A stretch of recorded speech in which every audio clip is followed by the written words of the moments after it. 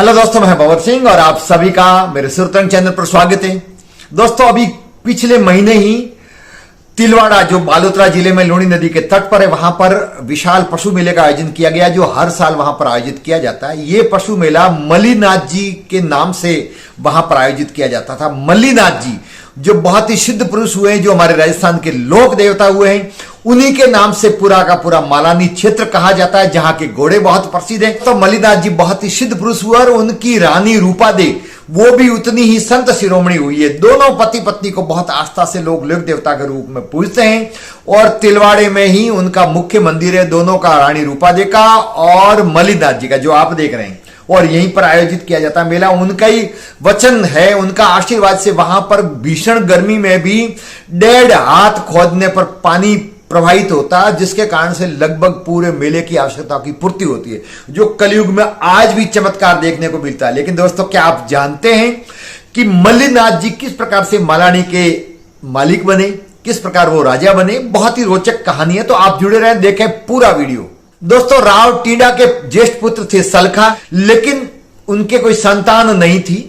वो शिकार करने के लिए जंगल में गए, प्यास लगी, उनके साथ में बहुत सारे उनके साथी भी थे, बहुत सारे घोड़े भी थे। तो एक साधु जो कुटिया बना करके जंगल के अंदर तपस्या कर रहे थे, उन साधु के पास में गए। वहां जाकर के प्यास लगी तो उनसे पानी मांगा, तो कुंडल में उन्होंने, साधु ने पानी सामने किया।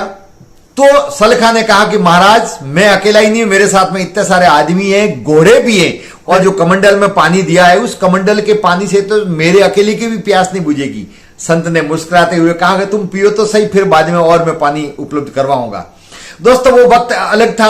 उस जमाने के अंदर बड़े बड़े सिद्ध महात्मा हुए करते थे, जिनके वचन मात्र से बहुत सारे काम की सिद्धि होती थी। कमंडल में पानी रखा, वो सलखा ने पिया, फिर भी पानी इतना का इतना रहा। उसके बाद में उनके साथ में जितने सिपाही थे, उन सब ने पानी पिया, घोड़ों को भी पिलाया, लेकिन पानी फिर भी समाप्त नहीं हुआ, इतना का इतना कमंडल भरा रहा। तब सलखा को पता लग गया कि ये तो पहुंचे हुए संत महात्मा, ये कोई सामान्य साधु नहीं है। फिर उन्होंने कहा कि महात्मा जी, मेरे पास में वैसे तो सब कुछ है, लेकिन संतान सुख मुझे नहीं मिला है। तब महात्मा जी ने अपनी झोली में से भस्म का गोला दिया और 4 सुपारी दी और कहा कि ये तुम्हारी रानी को जाकर के खिला लेना। महात्मा जी से आशीर्वाद लेकर के सलखा घर गए, अपनी रानी को खिला दिया। दोस्तों, कुछ समय के बाद में सलखा के घर पर एक नहीं बल्कि लगातार 4 पुत्रों ने जन्म लिया। सबसे बड़े पुत्र थे जिनका नाम था माला, जो बाद में यही मल्लीनाथ जी कहलाए। दूसरे थे वीरमदेव, जिनके बेटे रावचुंडा हुए, जिन्होंने सबसे पहले मारवाड़ में मंडोर पर शासन स्थापित किया। तीसरे थे जैतमाल और चौथे थे शोभित। ये 4 पुत्र हुए। दोस्तों, मल्लीनाथ जी का जन्म सिवाना, जो वर्तमान में बालोतरा जिले में, उसके पास में गोपड़ी गांव है, वहां हुआ था। और वो गांव था, वो उनके पिता सलखा की जागीरी में था। दोस्तों, जब मल्लीनाथ जी 12 साल के हुए तो वो मेवा के उस समय जागीरदार जो थे वो थे कान्हड़ देव। और कान्हड़ देव को कुछ इतिहासकार सलखा के बड़े भाई मानते हैं, कुछ उनको छोटा भाई मानते हैं। के पास में वो चले गए और फिर वहां उनको रखा गया। उनके कार्य से, उनकी व्यवहार से, उनकी वीरता से, उनकी बुद्धिमत्ता से प्रसन्न होकर के कान्हड़ देव ने मेवा की जागीरी का 3रा हिस्सा भी उनके नाम किया। एक समय की बात है दोस्तों, दिल्ली के बादशाह ने मेवा पर भी दंड लगा दिया और दंड नहीं भरने पर वसूली करने के लिए करोड़ी को भेजा। करोड़ी उस जमाने में जो टैक्स वसूल करता था, उसका नाम करोड़ी। जब दिल्ली से करोड़ी वहां पर दंड लेने के लिए मेवा में आया, तो कान्हड़ देव ने अपने सभी भाइयों को और मल्लीनाथ जी सहित सबको यहां इकट्ठा किया और सलाह मशवरा की। तो मल्लीनाथ जी ने कहा कि हमें दंड नहीं देना चाहिए, हमें मजबूती के साथ में इसका विरोध करना चाहिए। और भी लोगों ने सहमति बनाई और योजना ये बनाई कि जितने भी लोग करोड़ी के साथ में टैक्स लेने के लिए आए, उनको टैक्स लेने के लिए अलग अलग गांवों में ले जाएंगे और वहां पर उनको मार देंगे। ऐसा ही हुआ। अलग अलग गांवों में टैक्स लेने के लिए जो साथ में आए थे करोड़ी के, उनको लेकर के गए, वहां उनकी सबकी हत्या कर दी। लेकिन जो करोड़ी था, उसको स्वयं लेकर के गए थे मल्लीनाथ जी साथ में। और वहां जाने के बाद में उसको सब पूरा वृतांत सुनाया कि देखो, दूसरों को तो सबको मार दिया है, मैं तुम्हें यहां लेकर के आ गया हूं। तब करोड़ी डर गया मौत से और उसने कहा कि मैं आपके सामने हाथ जोड़ता हूं और आप जैसे तैसे करके मुझे दिल्ली तक सकुशल पहुंचा दो। आप मेरी मदद करो, मैं आपकी मदद करूंगा, और मैं वचन देता हूं कि आपको मेवा का शासक मैं आपको बना दूंगा।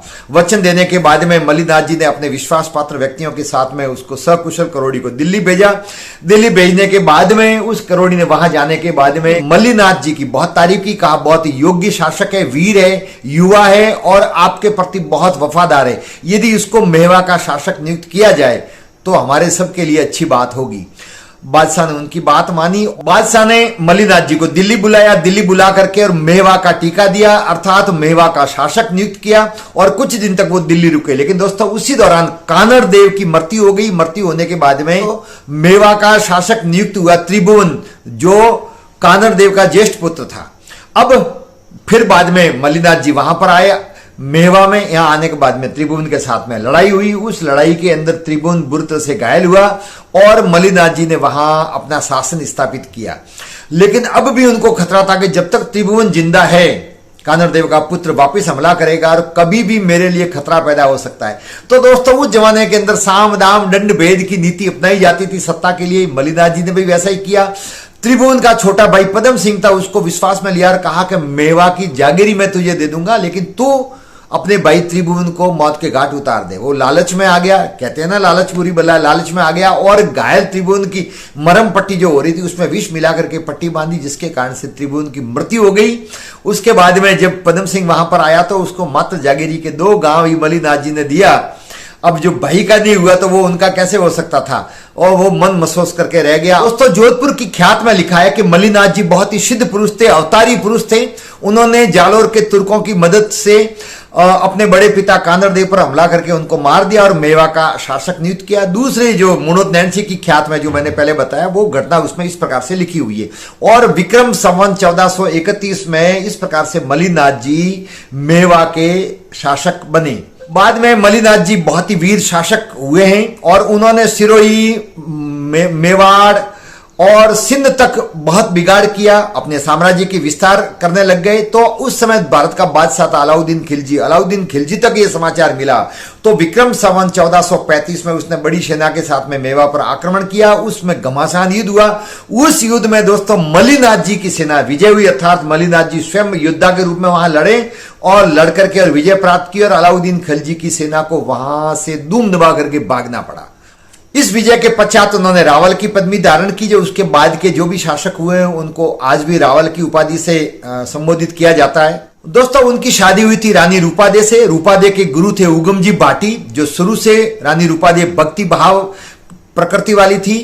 और उसके बाद में जब शादी होने के बाद में उगमजी भाटी के संपर्क में मलिनाथ जी भी आए। अपनी पत्नी द्वारा जो सीख दी गई, ज्ञान दिया गया, उससे वो प्रभावित हुए और उन्होंने भी अपना गुरु माना उगमजी भाटी को। उसके बाद में आध्यात्मिकता का भाव जगा, भक्ति भाव का भाव जगा। फिर बहुत जाने माने संत हुए, बहुत सारे उनके अनुयायी हुए। कुंडा पंथ की उन्होंने स्थापना की। उस कुंडा पंथ में यह था कि प्रत्येक ग्रस्त व्यक्ति उस कुंडा पंथ में किसी न किसी ग्रस्त व्यक्ति को सपरिवार शामिल करे। तो जब अलाउद्दीन खिलजी के साथ में विक्रम संवत 1435 में जब युद्ध हुआ और उस युद्ध में वो विजय हुए तो उसके बाद में एक दोहा बहुत प्रचलित हुआ और एक कहावत सी बन गई कि तेरे तुंगा भांगिया माला सलखानी। अर्थात मलिनाथ जी का ही बचपन का नाम माला था और वो सलखा के पुत्र थे, तो उन्होंने तेरे तुंगा भांजिया। अभी भी आज हमारे यहाँ कहावत है, कोई व्यक्ति ज्यादा 30 मार का बनने की कोशिश करता है तो लोग कहते भी नहीं कि थूकाई तेरे तुंगा पर भांगी जो। अब ये मुझे भी पढ़ने के बाद में ये ज्ञात हुआ कि तेरे तुंगा का अर्थ क्या होता था। आप में से भी बहुत सौ ने सुना होगा लेकिन पता नहीं है। तो तेरे तुंगा मतलब फौज की 13 टुकड़ियां होती थी अलग अलग रूप में। उन 13 टुकड़ियों के साथ में अलाउद्दीन खिलजी की 13 टुकड़ियों के साथ में मलिनाथ जी ने युद्ध किया था और 13 टुकड़ियों सहित पूरी सेना को पराजित किया था। ये अपने आप में बहुत बड़ी बात थी। उसके मलिनाथ जी के बहुत सारे शिष्य बने, रानी रूपादे के भी बहुत सारे शिष्य बने। भक्ति भाव का एक अलग ही उन्होंने वातावरण तैयार किया। बहुत सारे उनके चमत्कार हुए। बाद में वो लोक देवता के रूप में पूजे जाते हैं। लेकिन बाद में दोस्तों ये डोडियाली जो जालोर जिले में और तहसील के गुड़ा के पास में जो गांव है वहां के पहाड़ों में, वहां पर उनका भतीज था, वहां वो मिलने आए थे और वहीं पर उनका देहावसान हुआ। आज डोडियाली के पहाड़ों में उनका भव्य मंदिर बना हुआ है जहां असंख्य लोग दर्शन करने के लिए जाते हैं। मैं भी वहां जाकर के आया हूं। दोस्तों बालोतरा जिले में लूणी नदी के किनारे पर तिलवाड़ा में उनका विशाल पशु मेला इनके नाम से आयोजित किया जाता है, मलिनाथ पशु मेला तिलवाड़ा। वहीं पर उनका और उनकी पत्नी रानी रूपादेवी का ये जैसा आप देख रहे हैं शानदार मंदिर है, लोक देवता के रूप में पूजे जाते हैं, जो हम बहुत श्रद्धा से याद करते हैं। उन्हीं मलिनाथ जी के नाम से बाद में ये मेवा और खेड़ दोनों पर उन्होंने अधिकार किया और बहुत बड़ा साम्राज्य स्थापित किया। तो और इन्हीं मलिनाथ जी के नाम से बाद में ये खेड़ और मेवा का पूरा क्षेत्र वो मालानी आज भी कहा जाता है, जिसकी एक अलग पहचान है, अलग गौरव में उनका इतिहास है, उसकी आन बान और शान मालानी की बहुत ही निराली है। तो ऐसे मालानी के शासक बने थे मलिनाथ जी। आपको ये ऐतिहासिक जानकारी कैसी लगी जरूर आप कमेंट्स करें, वीडियो लाइक करें, अच्छा लगा हो तो शेयर करें। यदि चैनल को अब तक सब्सक्राइब नहीं किया हो तो कृपया करके चैनल को सब्सक्राइब करें, ताकि मेरे द्वारा समय समय पर अपलोड किए जाने वाले वीडियो का नोटिफिकेशन आप तक पहुंचे और आप वीडियो देख सकें। वीडियो देखने के लिए आप सभी महानुभावों का बहुत बहुत धन्यवाद। जय हिंद।